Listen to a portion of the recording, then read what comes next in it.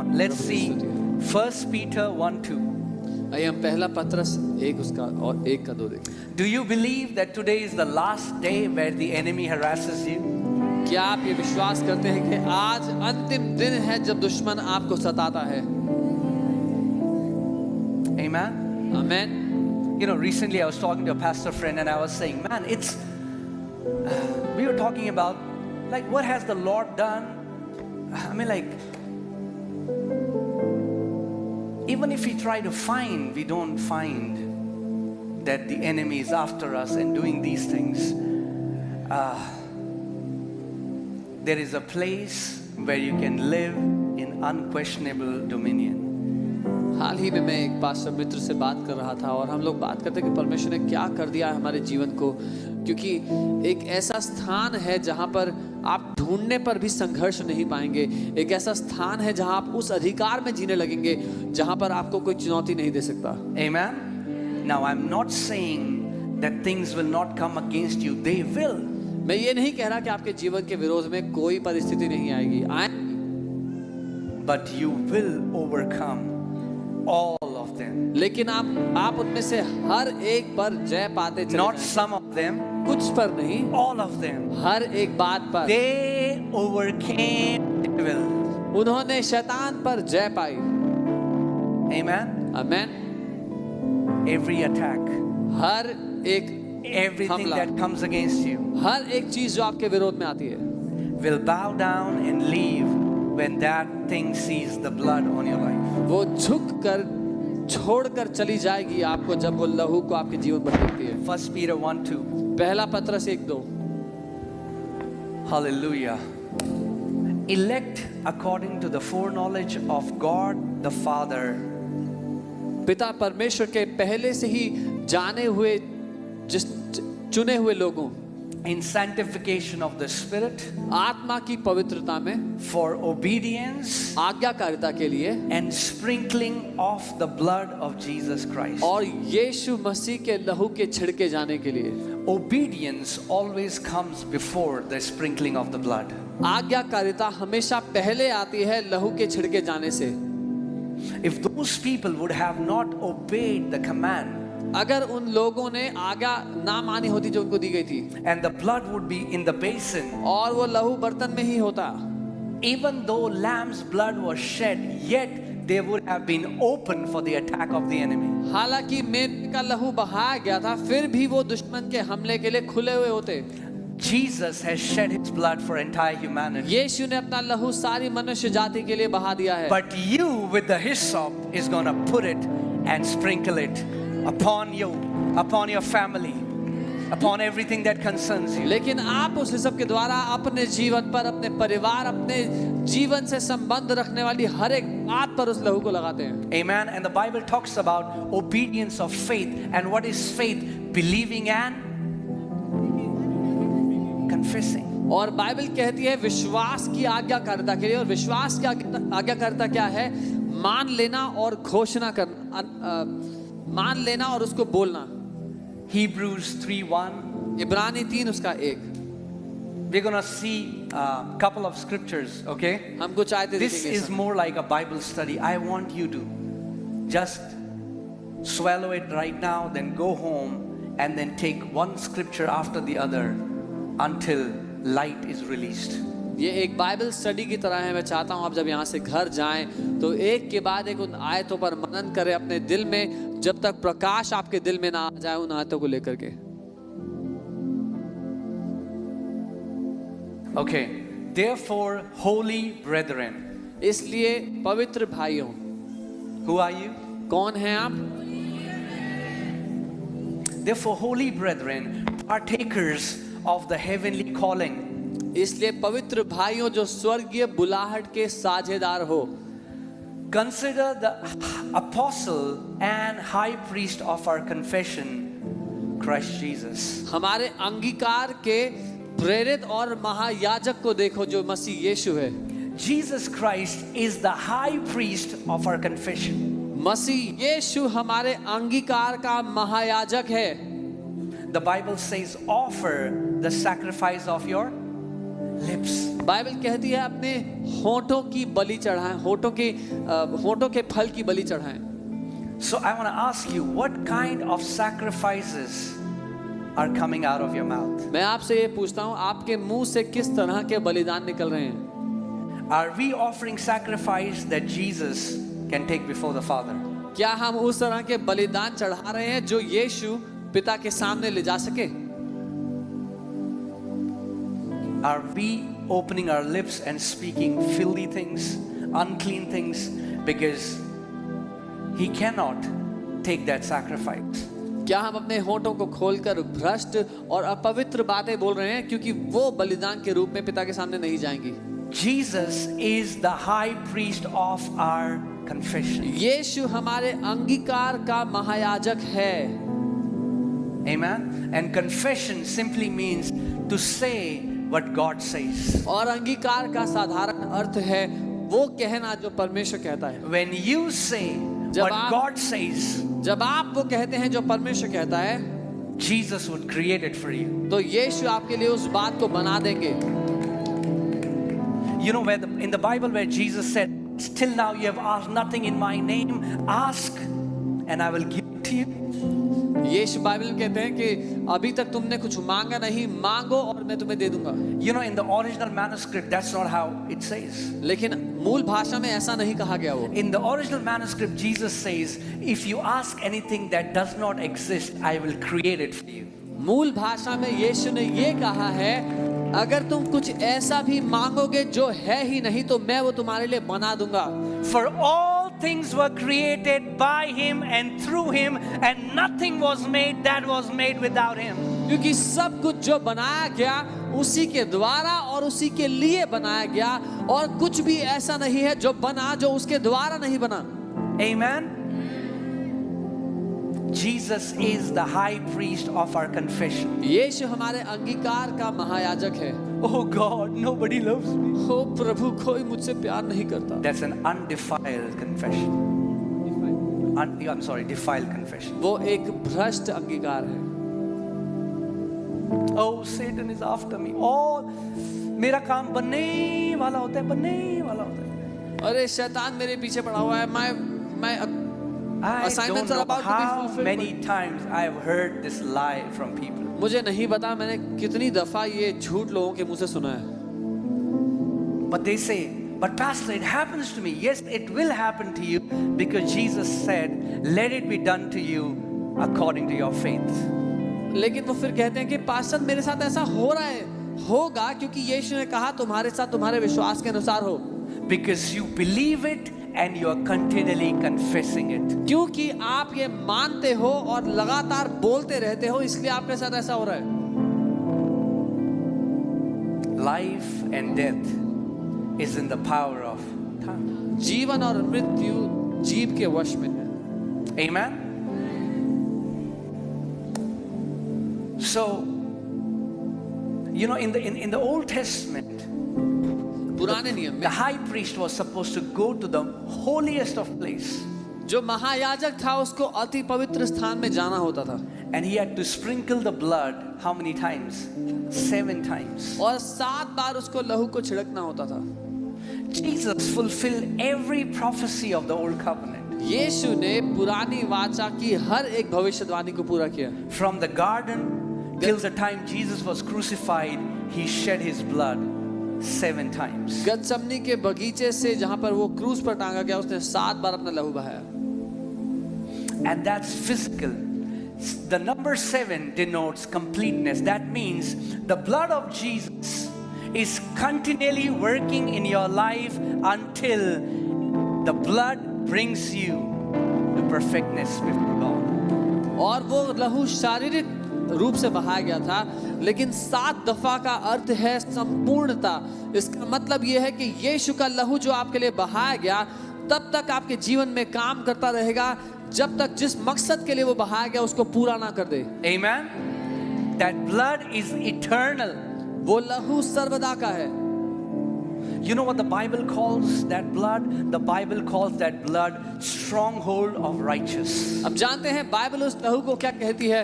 Bible उस लहू को धर्मियों का दृढ़ गढ़ कहती है। Do you know what a stronghold is? When you're in a battle and you're overwhelmed by your enemies, you run inside the stronghold for your protection. आप जानते हैं दृढ़ गढ़ क्या होता है? जब आप एक युद्ध के बीच में हो और दुश्मन आप पर हावी होने लगे तो अपने दृढ़ गढ़ में आप भागकर छुप जाते हैं। When you feel your mind is attacked by these thoughts that come as arrows, जब आपको लगता है आपके दिमाग पर वो तीर की तरह विचार आ रहे हैं, run to the stronghold of the blood of Jesus. यीशु के लहू के दृढ़ गढ़ के पनाह में चले जाओ।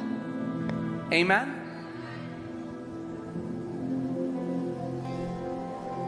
We have learned so much about the faith in the word. Today we are learning about faith in the blood. हमने वचन पर विश्वास के बारे में बहुत सीखा है। आज हम सीख रहे हैं लहू पर विश्वास के बारे में। Amen. आमीन। The Bible says these three bear witness on the earth: the spirit, the water, and the blood. Bible कहती है पृथ्वी पर ये तीन गवाही देते हैं, आत्मा, पानी और लहू। You will never ever have to worry about witchcraft again in your life. आपको जिंदगी भर कभी भी जादू टोने के लिए परवाह नहीं करनी पड़ेगी, चिंता नहीं करनी So पड़ेगी। many believers that I talk to are terrified because they say someone is doing witchcraft against them. इतने सारे विश्वासी जिनसे मैं बात करता हूँ वो घबराए हुए हैं क्योंकि वो कहते हैं किसी ने जादू टोना किया है हमारे ऊपर। The witch doctors that are cursing you have shed the blood of a chicken. वो जादू टोना करने वाले जो आपके विरोध में बातें कह रहे हैं उन्होंने एक मुर्गी का लहू बहाया है। But the blood that has been shed on your favor is the blood of God Himself. लेकिन वो लहू जो आपके पक्ष के लिए बहाया गया वो स्वयं परमेश्वर का लहू है। Now tell me which doctor can curse you? तो खुद मुझे बताओ कौन सा तांत्रिक आपको श्राप दे सकता है? The blood of Jesus stands before you as your shield. वो यीशु का लहू आपके सामने आपकी ढाल बनकर खड़ा हुआ है। There is no witchcraft, there is no spell, there is no sorcery that has the power to penetrate the blood of Jesus Christ of Nazareth. कोई जादू टोना, कोई तंत्र मंत्र, कोई ऐसी विद्या नहीं जिसमें ये शक्ति हो कि यीशु के लहू को भेदते हुए आप तक पहुंच पाए। Say, I am covered under the blood. बोले मैं लहू के अधीन ढका हुआ हूँ। Come on, say, I am covered under the बोले blood. मैं लहू के अधीन ढका हुआ हूँ। No weapon formed against me shall prosper. कोई हथियार जो मेरे विरोध में बनाया गया वो सफल नहीं होगा। No witchcraft done against me and my family shall prosper. कोई जादू टोना मेरे और मेरे परिवार के विरोध में सफल ना होगा। No spells and attacks sent against me, my family shall prosper. कोई मंत्र या कोई हमला मेरे और मेरे परिवार के विरोध में सफल नहीं होगा। Because me and my family are covered by the blood of the Lamb. क्योंकि मैं और मेरा परिवार मेमने के लहू में छुपे हुए हैं। Amen. You are covered under the blood of the Lamb. आप मेमने के लहू में छुपे हुए हैं। You are not ordinary people. आप साधारण लोग नहीं हैं। The blood of Jesus speaks on your behalf. यीशु का लहू आपके पक्ष में बातें कहता है। Amen. Even those demonic principalities वो दुष्ट प्रधानताएं भी which are being worshipped, जिनकी आराधना की जाती है, when you bring the blood on the scene, even they are judged.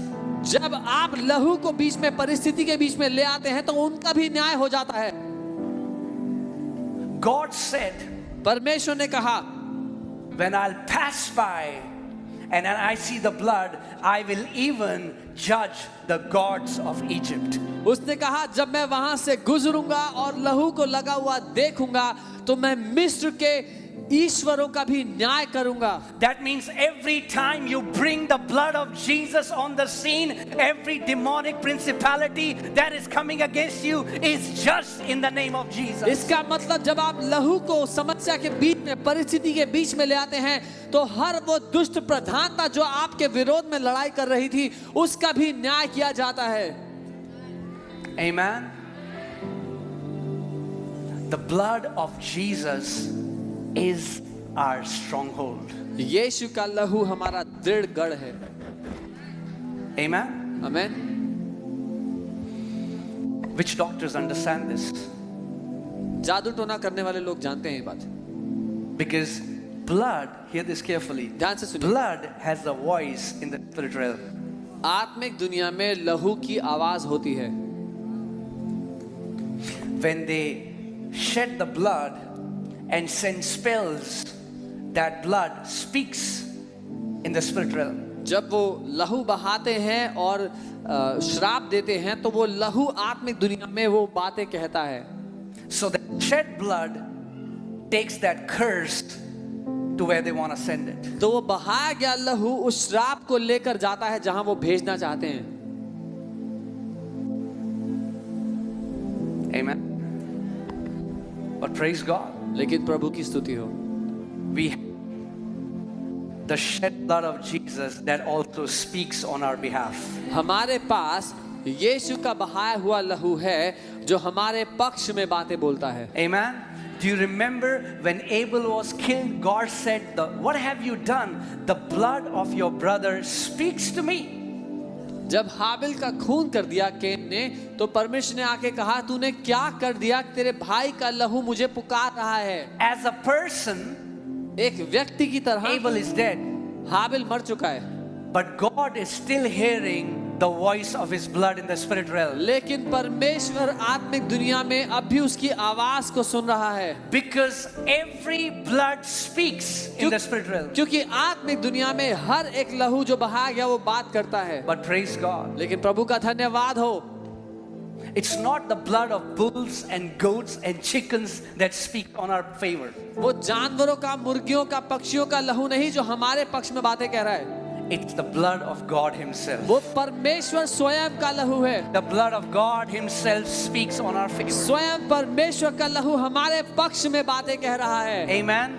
So we are going to see the sevenfold application of the blood of Jesus today for us. तो हम यीशु के लहू की वो 7 बातें देखेंगे जो हमारे जीवन के लिए काम करती हैं। Are you ready? तैयार है? All right. So the first is redemption. पहला है छुटकारा। Say redemption. बोले छुटकारा।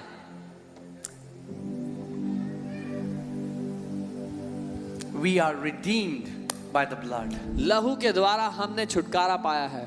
Let's see Colossians 1:12 to 14. कोलोसियों 1 उसका 1 से 14 देखते हैं। Colossians 1:12. माफ कीजिए 1:12। I'm sorry, let's see from 13. 13वीं आयत से।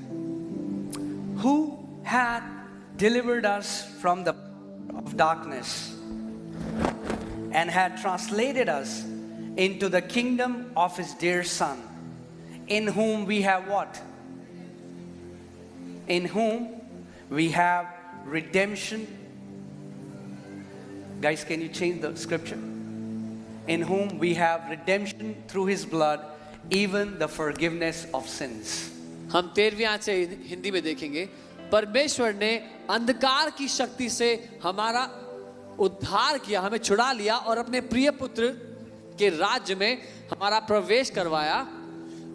उस पुत्र द्वारा ही हमें छुटकारा मिला है, यानी हमें मिली है हमारे पापों की क्षमा। Church, are we learning something? हम कुछ सीख रहे हैं?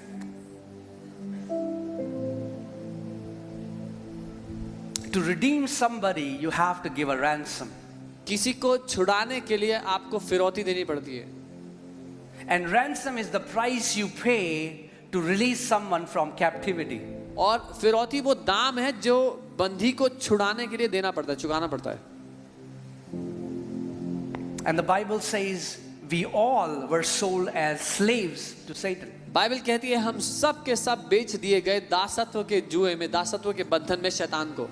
So God himself became a man, shed his blood and gave his blood as a ransom to redeem us. तो परमेश्वर स्वयं मनुष्य बन गया और अपना लहू बहा दिया और वो लहू दे दिया एक फिरौती के रूप में हमें छुड़ाने के लिए। Amen.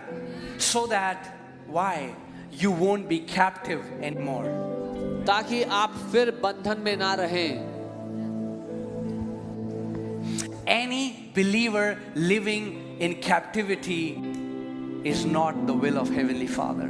अगर कोई भी विश्वास बंधन में जिए, ये परमेश्वर की इच्छा नहीं है. We have redemption through His blood. उसके लहू के द्वारा हमें छुटकारा मिला है. Amen. Amen. We have, and first to our redemption, and we'll include forgiveness in this. और छुटकारा उसके साथ पापों की क्षमा भी हमें मिली है. These are two different things. ये दो अलग चीजें हैं. See, let's take an example. You told your little boy, he's alone in home, and he said, do not go outside to play until I come back because the area is not safe. मान लीजिए आपका छोटा बच्चा है, आपने कहा कि बाहर मत जाना खेलने के लिए जब तक मैं घर वापस ना आऊं, क्योंकि बाहर सेफ नहीं है.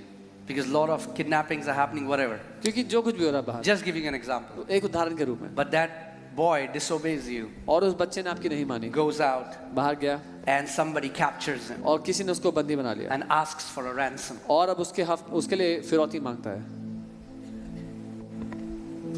Right? So you pay a price. आप एक दाम चुकाते हैं. He has kept the boy in a pit. उसने एक बच्चे को गड्ढे में रखा हुआ है. So you have to take the boy out of the pit. आपको बच्चे को गड्ढे में से निकालना है. That's redemption. ये छुटकारा You है. gave a ransom and brought the boy out of the pit. दाम चुका दिया और गड्ढे में से बच्चे को Now निकाल the दिया. boy is redeemed, अब बच्चा छुटकारा पा गया, but you have still not forgiven him. पर आपने माफ नहीं करा उसको भी. Forgiveness is a different thing. माफी देना अलग Now बात है. forgiveness comes after redemption. माफी देना छुटकारे के बाद आता है. First God redeemed us, पहले परमेश्वर ने हमें छुटकारा and दिया then He forgave us. और हमें माफ कर दिया. Amen. Amen. We have redemption through His blood, even the forgiveness of sins. उसके लहू के द्वारा हमें छुटकारा मिला है और पापों की क्षमा भी मिल गई है. Amen. By the blood He took us out of the domain of darkness. लहू के द्वारा उसने हमें अंधकार के राज्य से निकाल दिया है. Write it down if you're writing it down. लिख ले, Blood लिख रहे हैं is the currency in the spirit realm. आत्मिक दुनिया में जो धन का काम करता है वो लहू है. Blood is the currency in the spirit realm. आत्मिक दुनिया में लहू धन का काम करता If है. you're praying for a relative that is captive, that is not seeing breakthrough, start declaring and confessing the blood of Jesus over them. अगर आप किसी रिश्तेदार के लिए प्रार्थना करते आए हैं जो किसी बंधन में है और आपने उन व्यक्ति के जीवन में छुटकारा नहीं देखा है, तो यीशु के लहू की घोषणा उनके जीवन में करना. Because the blood of Jesus has the power to go and redeem them from the enemy's hand. क्योंकि यीशु के लहू में वो शक्ति है कि जाकर उनको दुश्मन के हाथ से छुड़ा ले. Amen. We have redemption through His blood. हमने छुटकारा पाया है उसके लहू से. 1 Peter 1:18 to 19 we'll see. पहला पत्रस 1:18. Are you alive? आप जीवित हैं? Amen. Are we still learning? कुछ सीख रहे हैं? Okay. 1 Peter 1:18 to 19. Knowing that you were not redeemed with corruptible things like silver or gold. ये जानते हुए कि आप नाश होने वाली भ्रष्ट चीजों से नहीं छुड़ाए गए सोने और चांदी जैसी. From your aimless conduct received by tradition from your fathers. जो अपने पूर्वजों से हमें व्यवहार मिला था उसके अधीन. But how were you redeemed? लेकिन कैसे छुड़ाए गए? But with the precious blood of Jesus Christ. यीशु मसीह के बहुमूल्य लहू के द्वारा हम छुड़ाए गए हैं. Amen. Whenever that addiction tries to come back to you, जब कभी वो बुरी लत वापस आने की कोशिश करती है, you can openly declare, "No, Satan, I am redeemed. I am redeemed by the blood of the Lamb." आप साहस से घोषणा कर सकते हैं, नहीं शैतान, मैं छुटकारा पा चुका हूँ लहू के द्वारा, यीशु के I लहू will के not द्वारा. go back to the things that I have been redeemed from. मैं उन बातों में वापस बंदी नहीं बनूंगा जिनसे मैं छुटकारा पा चुका हूँ. Amen. आमेन. Psalms 107 verse 2. भजन 107 उसकी दूसरी आयत. Okay, so how many people here are redeemed? Show me your hand. कितने लोग छुटकारा पाए हैं? मुझे हाथ दिखाएं अपना. Okay, some are not redeemed, I feel. कुछ लोगों ने छुटकारा नहीं Okay, पाया. let me say that again. मैं दोबारा कहता हूँ, Those people who are redeemed, show me. जिन लोगों ने छुटकारा पाया अपना हाथ उठाकर दिखाएं. Come on. If you're redeemed, अगर आपने छुटकारा पाया, Let the redeemed of the Lord. Let the redeemed of the Lord. Are you alive? क्या आप जीवित I हैं? cannot hear you. Let the redeemed of the Lord. Oh, okay. If you are redeemed, then Bible says, say so. अगर आप छुटकारा पाए हैं तो बाइबल कहती है फिर ऐसा कहो। Why are you still saying I'm still bound? क्यों ये कह रहे हो कि मैं बंधा हुआ हूँ? Why are you still saying that I am under the domain of the darkness? क्यों ये कह रहे हैं कि मैं अंधकार में हूँ? If you are the redeemed of the Lord, then start saying so. अगर आप परमेश्वर द्वारा छुटकारा पाए हैं तो फिर ऐसा कहना शुरू करें। Come on, say this after me. I am redeemed of the Lord. मेरे साथ कहे, परमेश्वर ने मुझे छुटकारा दिया I है। am redeemed from the hand of the enemy. मैं दुश्मन के हाथ से छुड़ा लिया गया हूँ। I am redeemed from the power of darkness. मैं अंधकार के राज्य से छुड़ा लिया गया हूँ And I have been translated और मैं into the kingdom of God's dear Son. और मैं परमेश्वर के पुत्र के राज्य में ले आया गया हूँ। I am redeemed by the blood of Jesus. मैं यीशु के लहू के द्वारा छुड़ा गया हूँ। Some people are not saying it. कुछ लोग नहीं कह You रहे, don't understand आप नहीं what समझते you हैं miss कि आप क्या चुप with रहे shut mouth. हैं। एक बंद मुंह के साथ Christians with closed mouth are the ones who are captive. वो मसीह जिनके मुंह बंद हैं अंगीकार से, वो हैं जो बंधन में पड़े हैं। Because we don't keep our swords here. क्योंकि हम अपनी तलवार यहाँ नहीं रखते, We keep our swords here. हमारी तलवार यहाँ है। Amen. The word of the Lord is the double-edged. See guys, I'm not saying this to excite you. मैं आपको उत्साहित करने के लिए नहीं कह रहा हूँ ये बात। That's why many people are bound and never know why their life is a struggle. इसीलिए बहुत से लोग बंधनों में पड़े हैं और उनको नहीं पता क्यों जैसे- जिंदगी संघर्ष है। Bro, और बोलते भाई I don't feel like saying it, bro. मेरा बोलने का मन नहीं करा bro. Does the Bible say, let the redeemed of the Lord say so if they feel like? क्या बाइबल ये कह रही है जो परमेश्वर द्वारा छुटकारा पाए हैं वो ऐसा कहें अगर उनको लगता है ठीक तो? Devil doesn't things. Devil doesn't care about your feelings. शैतान को कोई फर्क नहीं पड़ता आपकी भावनाओं से। When he comes to steal, kill and destroy, जब वो चोरी करने, हत्या करने और नाश करने आता है he is merciless. तो वो दयाहीन है। That's why Bible says, gird up your loins. Don't walk as careless people. Gird up your loins. Be sober. Be vigilant, because your adversary walks like a roaring lion. इसीलिए Bible कहती है अपनी कमर पेटी कस ले, अपनी बेल्ट टाइटली बांध ले, क्योंकि जब वो आपके विरोध में आता है तो उसका सामना करें। Don't say, oh poor me. ये ना कहे अरे मैं तो बेचारा हूँ, Who'll help me? मेरी मदद कौन करेगा। Train your tongue. अपनी जुबान को प्रशिक्षण दो। Come on, turn to your neighbor. Say, neighbor, अपने पड़ोसी को कहो पड़ोसी, it's time to train our tongue. अपनी जुबान को सिखाने का समय आ गया है। It's time to speak the words of victory in your room. अपने कमरे में जय की बातें बोलने का समय आ गया It's है। time to speak the words of victory when nobody is hearing. जब कोई नहीं सुन रहा तब अपने कमरे में जय की बातें कहने का समय आ गया है। I mean, like, if you are not saying it now, I doubt if you will say it in your room when nobody is seeing you. अगर यहाँ पर सब जब बोल रहे हैं तब नहीं बोल रहे हो तो कमरे में जाके बोलोगे नहीं बोलोगे मुझे नहीं पता। Some people are like,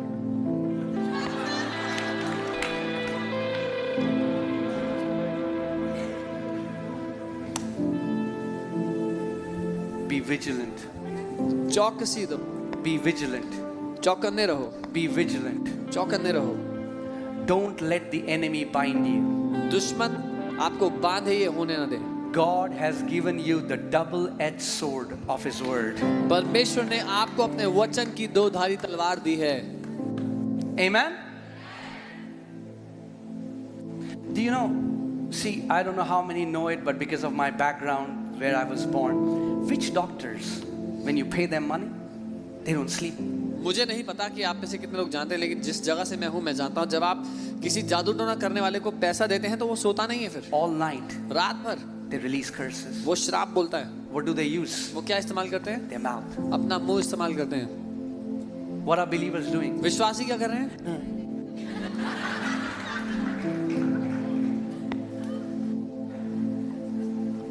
Come on, turn to your neighbor and say, neighbor, it's time to grow up. अपने पड़ोसी से कहे बड़ा होने का समय आ गया है. You don't come to church to be entertained. You come to church to be trained. आप कलीसिया में मनोरंजन के लिए नहीं आते हैं, आप प्रशिक्षण के लिए आते हैं. Amen. And nobody likes training. मन करे नहीं करे ट्रेनिंग करनी पड़ेगी अगर मैच्योर होना है तो. और किसी को प्रशिक्षण पसंद नहीं आता, किसी को प्रशिक्षण पसंद नहीं आता. You will have to undergo training whether you like it or not. Amen. And in fact, nobody likes training. और यहाँ तक कि किसी को पसंद नहीं आती है training, But it is worth it in the end. लेकिन अंत में बहुमूल्य होती है वो. Don't wait until you're surrounded by everything and then train when there are no storms. तब इत्मीनान से इंतजार ना करें कि जब कोई समस्या नहीं है, तूफान आने से पहले ही प्रशिक्षण ले. Speak when there is no sickness. Speak when there is nothing against you. Train your tongue for victory. तब बोलें जब कोई बीमारी नहीं है, तब बोलें जब कोई समस्या नहीं है. अपनी जीभ को प्रशिक्षित करें, Sharpen your tongue. अपनी जीभ को तेज करें जय के Keep लिए. speaking the word. वचन को बोलते Keep रहें, praying in the spirit. आत्मा में प्रार्थना करते When you रहें. get up in the morning, जब सुबह उठते हैं, you have few hours. कुछ Speak घंटे in the spirit. आत्मा में बोलें, Speak the word. वचन को बोलें. Amen. Do you know that?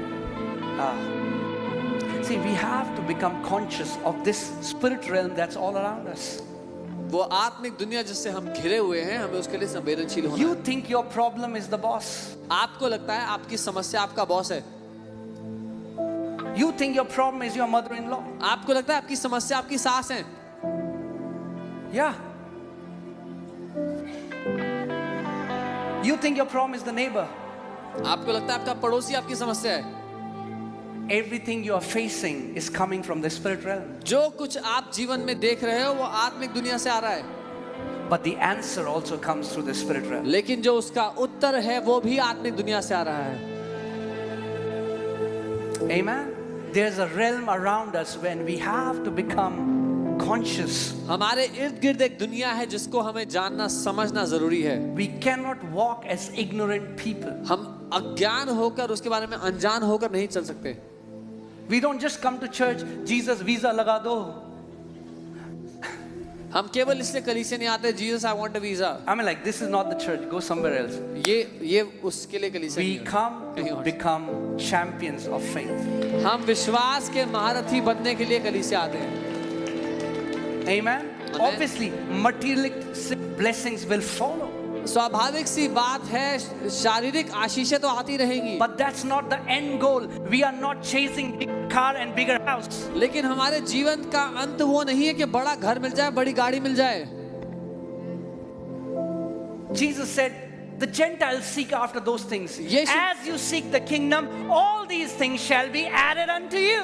यीशु ने कहा दुनिया के लोग उन चीजों के पीछे भागते हैं, तुम जब राज्य के पीछे भागोगे तो ये चीजें अपने आप तुम्हारी जिंदगी He में आ didn't say, जाएंगी. I won't give you these things. He said, you don't run after them. They will run after you when you run after my kingdom. यीशु ने ये नहीं कहा कि मैं तुम्हें ये चीजें नहीं दूंगा. उसने कहा जब तुम मेरे राज्य के पीछे भागोगे, इन चीजों के पीछे नहीं, राज्य के पीछे भागो तो मैं ये तुम्हें दे दूंगा. Amen.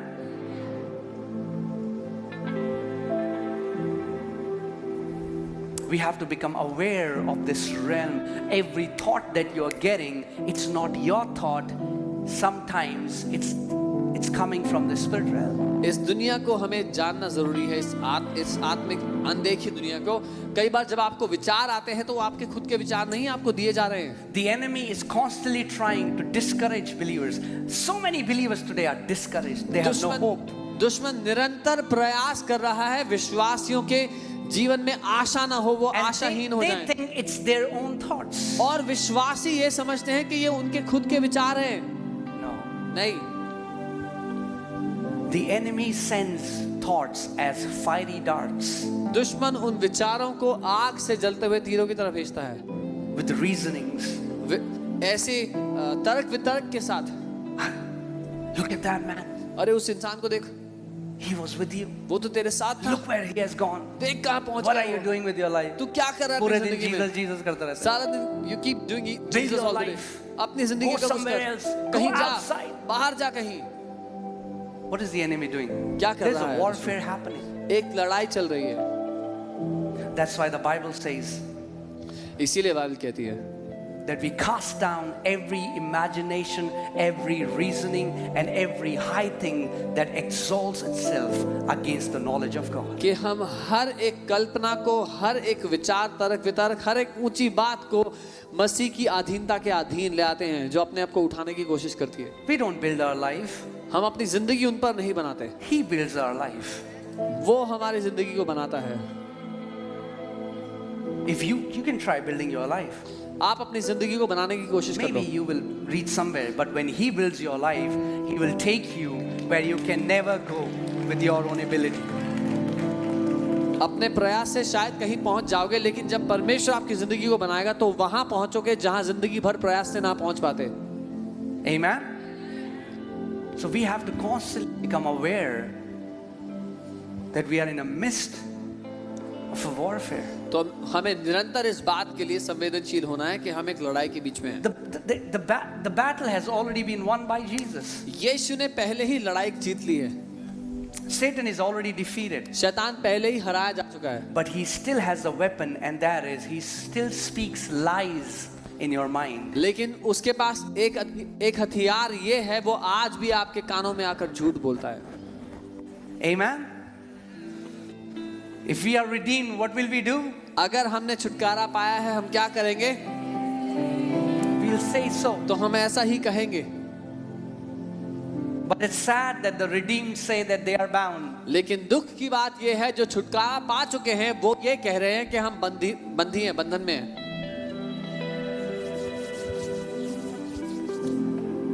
It's our confession that makes it work for us.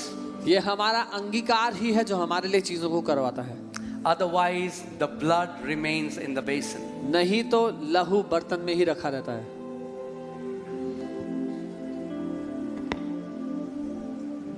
Right? It is with everything in the kingdom. राज्य में जो कुछ है उसके साथ ऐसा ही है। Like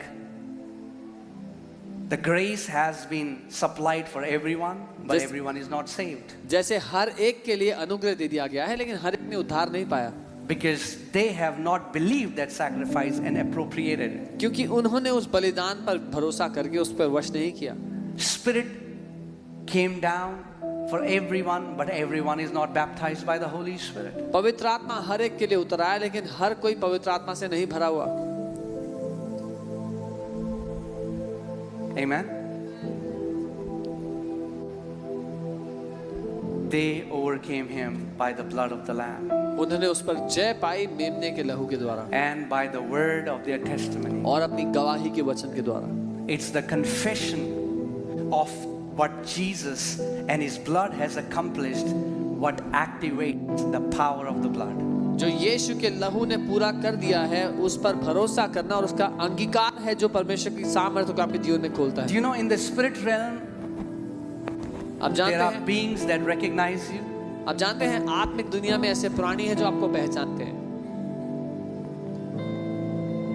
Some people say, oh, it's just the power is in the name of Jesus. Yes, कुछ लोग कहते हैं यीशु के नाम में ही है सामर्थ्य सिर्फ, हाँ, but only through a legal ambassador. लेकिन केवल एक जो कानूनी रूप से जायज प्रतिनिधि Sons of है। Sceva also used the name of Jesus, स्कीवा के बेटों ने भी यीशु के नाम को इस्तेमाल किया था, but the power did not work. लेकिन उसके नाम की सामर्थ्य उनके जीवन में काम नहीं की। The name, using the name of Jesus is not a mantra. यीशु के नाम को बोलना मंत्र नहीं है कोई। They used the name of Jesus against a demon. उन्होंने यीशु का नाम इस्तेमाल किया एक दुष्ट आत्मा के विरुद्ध, And those demons said, Jesus we know and Paul we know, but who are you? और उन दुष्ट आत्माओं ने कहा कि यीशु को हम जानते हैं, पौलुस को हम जानते हैं, पर तुम कौन हो? Because we don't recognize you as a part of that kingdom. क्योंकि हम तुमको उस राज्य का प्रतिनिधि के रूप में नहीं जानते। Amen. Praise God. Thank you for that thundering silence. Hallelujah. घोर सन्नाटे के लिए धन्यवाद। Praise God. Okay. So we are going to make a confession. हम कुछ घोषणा करेंगे, Okay? And say it with all your heart and believe it and confess it. और पूरे दिल से कहेंगे, विश्वास करेंगे, घोषणा अंगीकार करेंगे। I pray that God would open your spiritual eyes and you would have seen what happens in the spirit realm when you confess the word. मैं प्रार्थना करता हूँ कि परमेश्वर आपकी आत्मिक आंखें खोल दे ताकि आप देख पाएं जब आप कुछ अंगीकार करते हैं तो आत्मिक दुनिया में क्या होता है। There is so much of shift that happens instantaneously. The words are leaving out of your mouth. जब आपके मुंह से वचन निकल ही रहे होते हैं तो आत्मिक दुनिया में इतना बड़ा बदलाव आ जाता है।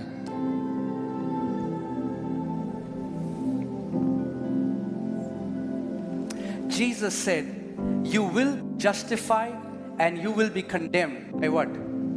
By your words. यीशु ने कहा आप दोषी ठहराए जाएंगे या सही ठहराए जाएंगे अपने खुद के मुंह के शब्दों के द्वारा। He said, I won't judge you. यीशु ने कहा मैं आपका न्याय नहीं Your करता, own words are going to judge you. आपके खुद के शब्द, आपके खुद के वचन आपका न्याय करते हैं।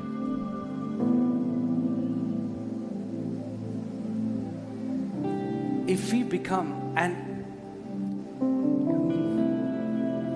we are still in a process of going to that place of maturity, but you know what Bible says who a mature person is? Who doesn't stumble at his word.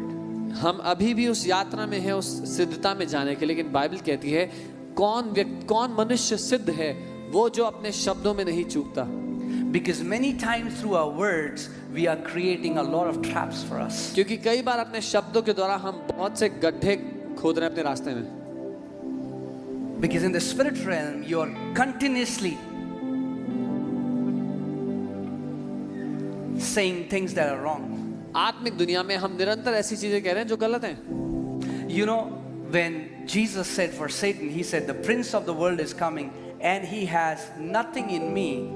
What he meant was, he has no hook in me, because Jesus never spoke anything contrary to what his father spoke. So devil never got a stronghold in his life.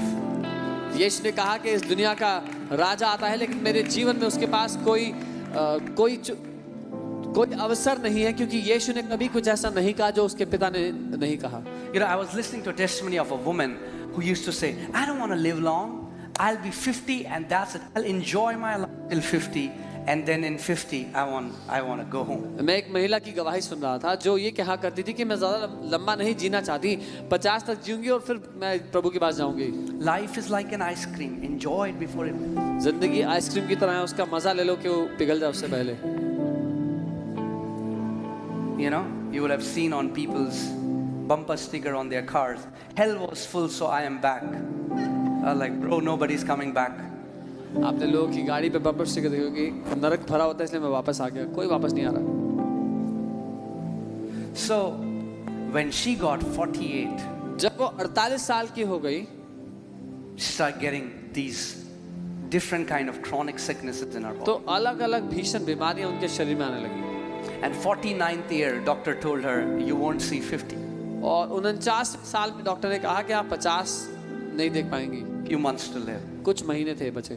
And she prayed, she went into God's presence and she cried and she said, Lord. उन्होंने प्रार्थना किया और प्रभु की उपस्थिति में गई और रोने लगी, बोला प्रभु। And God told her that you have cursed yourself with your own mouth. और प्रभु ने उनसे कहा तुमने अपने आप को श्राप दिया है अपने ही मुंह से। Life and death is where? जीवन और मृत्यु कहाँ है? The Bible doesn't say life and death is in the power of devil's tongue. No. Bible ये नहीं कहती जीवन और मृत्यु शैतान की जीभ में है, नहीं। It's addressing you. वो आपसे बात कर रही है, आपकी जीभ में है। That means whatever we are continuously speaking is either creating death or life. मतलब जो कुछ हम बार-बार लगातार बोल रहे हैं उससे या तो जीवन या फिर मृत्यु उत्पन्न हो रही है। But praise God for the blood of Jesus. लेकिन प्रभु की स्तुति हो यीशु के लहू के लिए। Even when we miss it, जब हम गलती करते हैं तब भी the blood stands in our favor. वो यीशु का लहू हमारे पक्ष में खड़ा रहता Even है। when you speak against yourself, the blood speaks in your favor. जब आप अपने विरोध में बोलते हैं तब भी वो लहू आपके पक्ष में ही बोलता है। Amen. Come on, let's just make this confession. आइए हम ये अंगीकार करें साथ में। Say this: through the blood of Jesus, I have been redeemed out of the hand of the devil. मेरे साथ कहें, यीशु के लहू के द्वारा मैं छुटकारा पा चुका हूं, शैतान के हाथों से मैं आजाद हो चुका हूं। You are free. Do you आप believe आजाद it? हो चुके हैं। Do you believe it? क्या आप ये मानते हैं? So let it be done unto you as per your faith. तो फिर आपके साथ आपके विश्वास के अनुसार ही हो। It's all about receiving a word and believing it. पूरा मुद्दा वचन को सुनकर उसको ग्रहण करके उस पर विश्वास करने के Recently, बारे I में। met a woman who was tormented by OCD. हाल ही में मैं एक स्त्री से मिला जिनको OCD की परेशानी थी। You know what OCD is? आप OCD के बारे में जानते हैं? A person feels like washing hands 10,000 times a day. एक व्यक्ति को ऐसा आभास होता है कि उसको दिन में 10,000 बार हाथ धोना है।